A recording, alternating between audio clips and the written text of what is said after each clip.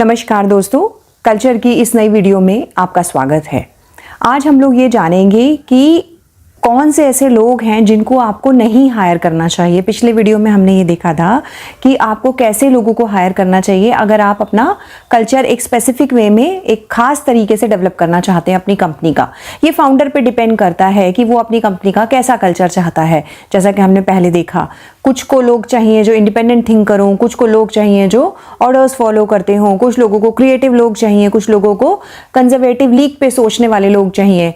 लेकिन इन सब चीज़ों के साथ इस चीज़ का बहुत ध्यान रखना होगा कि ऐसे कैसे आप ये करें कि कुछ गलत लोगों को हायर ना कर लें जो आपके कल्चर को इनफैक्ट रोकें सही तरीके से बनने में। जैसा आप चाहते हैं वैसा नहीं होगा, कुछ और हो जाएगा अगर आप ऐसे गलत लोगों को हायर करेंगे। तो इसके लिए आपको क्या करना होगा वो आज हम इस वीडियो में जानेंगे। मतलब who are the people you should not hire, कौन से लोगों को आपको हायर नहीं करना है। तो आइए शुरू करते हैं। जितना इम्पॉर्टेंट ये है कि आप कैसे लोगों को हायर करें, उतना ही इम्पॉर्टेंट ये भी है कि आप कैसे लोगों को ना हायर करें अपनी कंपनी के लिए। वॉर्टन स्कूल बिजनेस का है जहाँ पे एक प्रोफेसर हैं एडम ग्रांट, वो साइकोलॉजिस्ट भी हैं। वो बहुत ज़्यादा बोलते हैं या उन्होंने काफ़ी लिखा है बिजनेस कल्चर के बारे में। तो उनका ये कहना है कि अगर आप अपनी बस लेकर जा रहे हैं, आपकी कंपनी आपकी बस की तरह है, तो जितना ज़रूरी है राइट पीपल को, सही लोगों को अपनी बस में चढ़ाना, उतना ही ज़रूरी है गलत लोगों को अपनी बस में चढ़ने से रोकना। हर फाउंडर जब वो हायर करता है, नए लोगों को अपनी कंपनी में लाता है, तो उसको ये बहुत ज़रूरी है देखना कि कौन से लोग हैं जिनको मैं बिल्कुल भी अपनी कंपनी में हायर नहीं करना चाहता।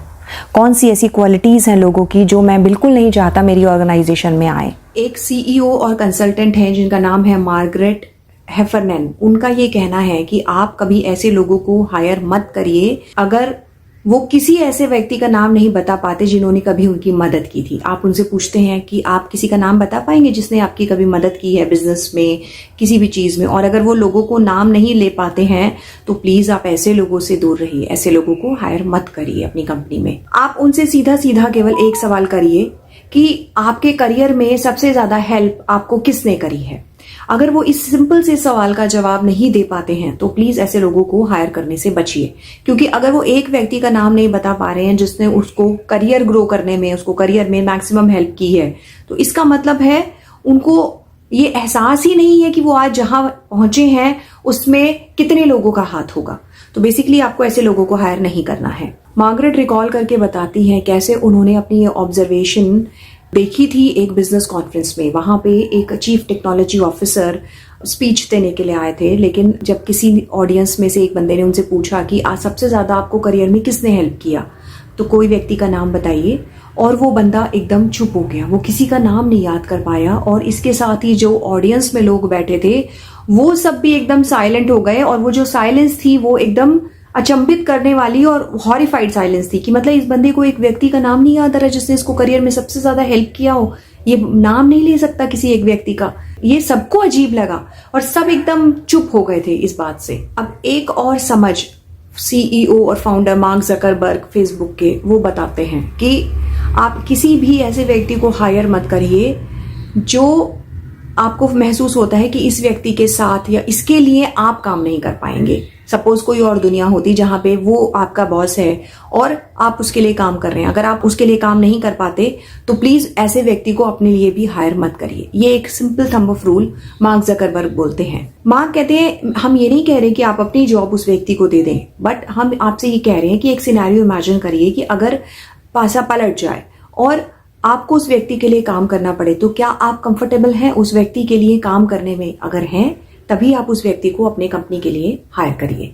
फाउंडर्स के अंदर एक कॉमन रिफ्रेन है या वो बचते हैं ऐसे व्यक्ति को हायर करने में जिनके लिए उनको लगता है कि ये बंदा सोलो प्लेयर है, अकेले अपनी तूती बजाता है, ये टीम के साथ काम नहीं कर सकता। तो आपको ऐसे व्यक्ति से सावधान होना होगा जो अकेला तो बहुत अच्छा हो सकता है लेकिन वो टीम के साथ, ऑर्केस्ट्रा के साथ प्ले नहीं कर सकता।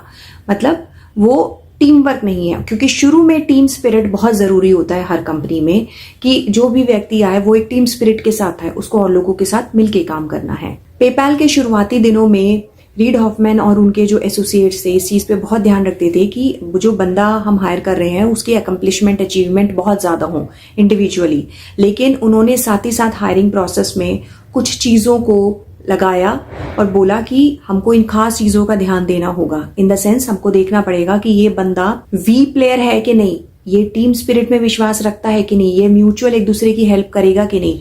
उन्होंने स्पेशली इंटरव्यू में क्वेश्चंस डाले जिससे कि पता चले उस कैंडिडेट के बारे में इन एस्पेक्ट्स पे। और एक लास्ट डोंट एरियाना बोलती हैं फिर से कि प्लीज कभी भी लोगों को हायर मत करिए जब आप थके हुए हों, क्योंकि जब आप थके हुए होते हैं तो आपका दिमाग सही डिसीजन नहीं ले सकता।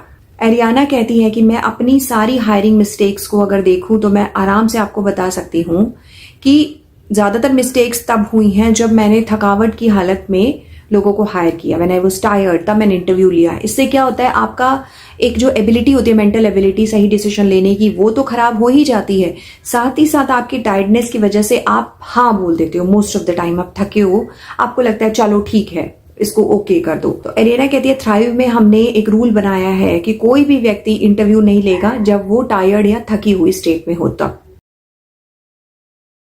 अभी तक हमने कल्चर में जितना भी पढ़ा उससे ऐसा लगता है कि क्या करना चाहिए क्या नहीं करना चाहिए, सारी टेक्निक्स, सारे क्वेश्चंस, ऐसा लगता है कि हमारी खोज चल रही है एक आइडियल कैंडिडेट को खोजने में और उसको हायर करने में।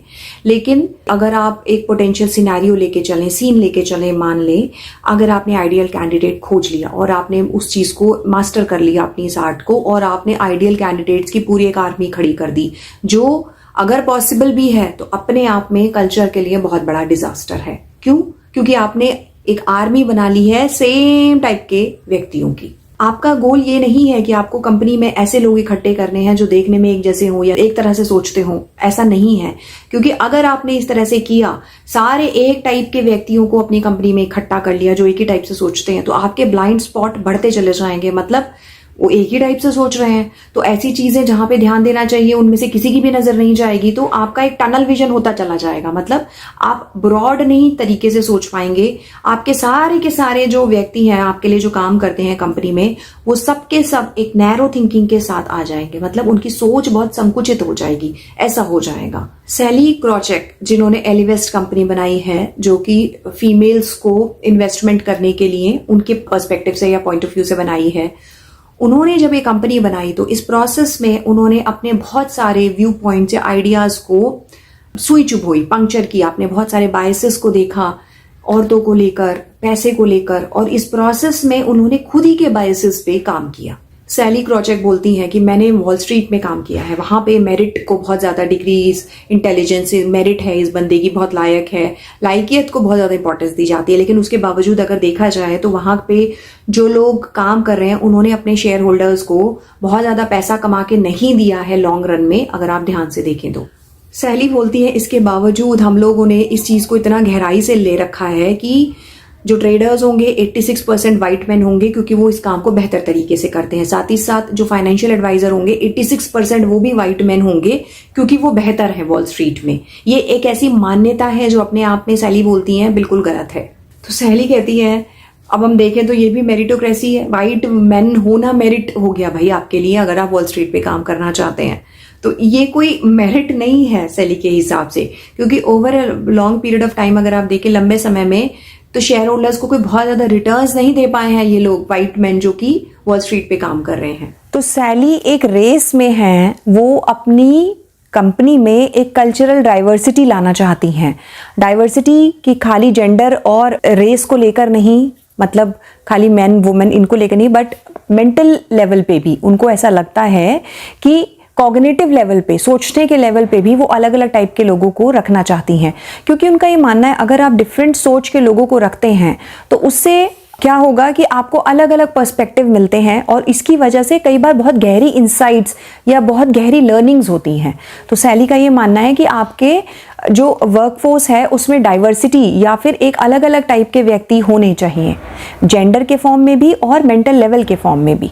ये जो कल्चरल डाइवर्सिटी है जिसमें कि अलग अलग व्यक्ति होने चाहिए, इवन मेंटल लेवल पे भी, कॉग्निटिव एबिलिटी मतलब आपकी सोचने समझने की ताकत या क्षमता, उस पे भी सैली बोलती है अलग लोग होने चाहिए। बिकॉज सैली मानती है इस चीज़ को बहुत स्ट्रांगली, जबकि उन्होंने खुद काम किया था एक ऐसे मोनोकल्चर में जहाँ पे सब वाइट मैन हैं, सबका मेंटल लेवल एक टाइप का होना चाहिए। वो ऐसे वॉल स्ट्रीट के माहौल में काम करके आई। लेकिन इससे भी पहले साउथ कैरोलिना में चार्ल्सटन स्कूल में ऑल गर्ल्स स्कूल था जहाँ पे सैली पढ़ाई करती थी। तो वो बताती हैं कि मैं ऐसे गर्ल्स स्कूल में थी जहाँ पे मेरे को ब्रेसेस लगे हुए थे, दांत में चश्मा लगा हुआ था और मैं करेक्टिव शूज़ पहनती थी जो मेरे हिसाब से तो करेक्ट थे, बट देखा जाए तो उनका साइज भी शूज़ का करेक्ट नहीं होता था। लेकिन मुझे नहीं पता था, मुझे तो वो करेक्ट लगते थे उस टाइम पे भी। सैली बहुत याद करके बताती हैं कि मुझे बहुत अच्छे तरीके से याद है कि मैं रोज अकेले स्कूल में लंच करती थी, कोई लड़की मेरे साथ बैठती नहीं थी क्योंकि मैं ऑड गर्ल आउट थी, मुझे कोई अपने साथ मिक्स नहीं करता था।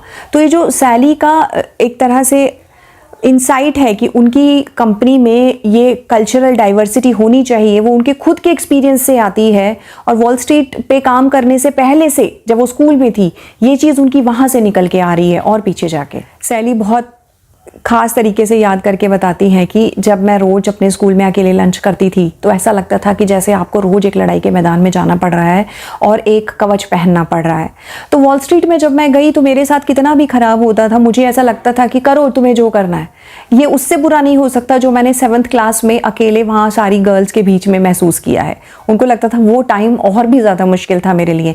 वॉल स्ट्रीट में ये लोग क्या करेंगे मेरे साथ, ये जो कुछ भी करेंगे ये उसके सामने तो कम ही है। इसीलिए जब सैली ने अपनी कंपनी बनाई एली वेस्ट, तो वो चाहती थी कि उनकी कंपनी का कल्चर वॉल स्ट्रीट के जो मोनो कल्चर एक टाइप का कल्चर है उससे बिल्कुल अलग हो। इनफैक्ट वो जो ऑल गर्ल्स स्कूल में मोनो कल्चर था वैसा भी नहीं होना चाहिए। वो इस चीज़ के लिए बहुत पर्टिकुलर थी सैली। इसलिए सैली ने कहा मेरा पहला काम था अपने साथ में एक ऐसा को फाउंडर लेके आना जो मुझसे बिल्कुल अलग है, जो मेरे जैसा बिल्कुल भी नहीं है। तो एक ऐसा व्यक्ति होना चाहिए मेरी टीम में जो मेरे से बिल्कुल ऑपोजिट हो। सोचो तो ऐसा लगता है कि ये रीजनेबल बात है कि सैली एक और औरत को अपनी कंपनी में लेकर आएंगी, क्योंकि वो जो फीमेल्स स्टॉक मार्केट में पैसा नहीं लगाती हैं उस इनइक्वालिटी को सैली खत्म करना चाहती है। प्लस उनका प्रोडक्ट भी फीमेल्स के लिए है, तो ये मानना एक नॉर्मल बात थी कि वो किसी और औरत को ही लेके आएंगी एज अपने को फाउंडर की तरह। लेकिन सैली ने हायर किया चार्ली क्रॉल को, और चार्ली एक आदमी तो है ही, साथ ही साथ वो एक टेकी हैं। तो सैली का फाइनेंस बैकग्राउंड था और उनके नेचर में भी, उनके डिमिनर में भी, उनका आदत और सब चीज़ सैली से बिल्कुल ऑपोजिट था। सैली ने अपना को फाउंडर चूज किया जो उनसे बिल्कुल उलट था।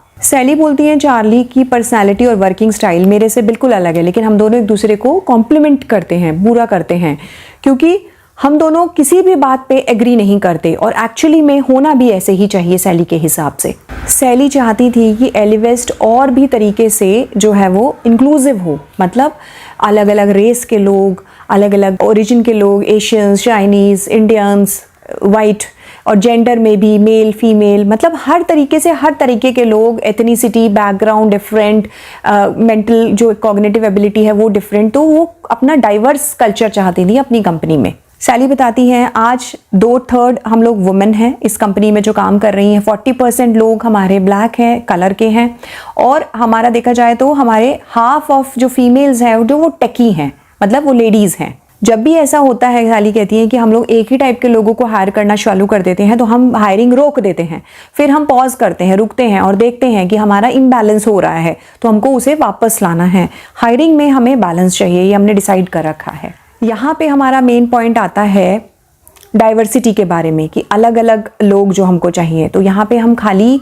ये नहीं कह रहे हैं कि एथनिसिटी अलग हो या जेंडर अलग अलग हो, यहाँ पे हम ह्यूमन एक्सपीरियंस कि इंसान के अलग अलग एक्सपीरियंस होते हैं और ह्यूमंस कितने अलग अलग होते हैं, हाइट है, एजुकेशन बैकग्राउंड है, हमारी सोच है, मेंटल लेवल है, एथनिसिटी है, हम कहाँ को बिलोंग करते हैं, हम कहाँ से आए हैं, पर्सनालिटी हमारी, रिलीजन क्या है और हमारी सेक्सुअल ओरिएंटेशन क्या है। तो हर चीज़ में डाइवर्सिटी होनी चाहिए। तो सैली कहती है हमें एक्सट्रोवर्ट्स के साथ इंट्रोवर्ट्स भी चाहिए, ऐसे लोग जो ओपन हो, फ्रंट में आते हों, इंट्रोवर्ट्स जो थोड़े से अपने में रहते हों, और साथ ही साथ हमको ऐसे भी लोग चाहिए जो बहुत ऑप्टिमिस्ट हैं, बहुत पॉजिटिव सोचते हैं। साथ ही साथ हमको बैलेंस करने के लिए पैसिमिस्ट भी चाहिए।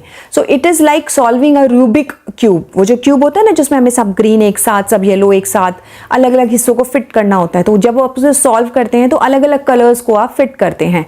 तो ऐसे ही कंपनी का कल्चर आपको बनाना पड़ेगा जहाँ पे आप अलग अलग टाइप के लोगों को, डाइवर्स टाइप के लोगों को अपनी कंपनी के कल्चर में लेके आएँ। आज के वीडियो में इतना ही, बाकी कल डिस्कस करेंगे। Thank you so much.